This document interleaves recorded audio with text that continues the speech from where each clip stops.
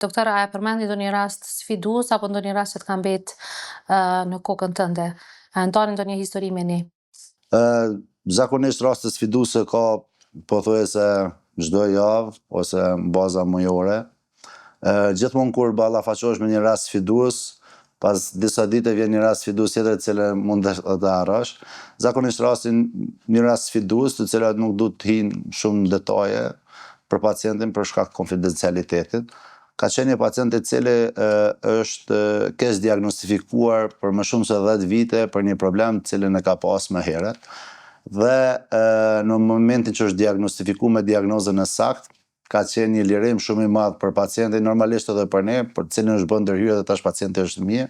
Mirë, po ka qenë e dëmshme ta shohësh pacientin për shembull 10 vite duke marrë terapi për një diagnozë e cila nuk ka qenë e qelluar. Mirë, po gabimet në mjekësi njëjtë ndodhin si në Amerikë, si në Evropë, si në Kosovë.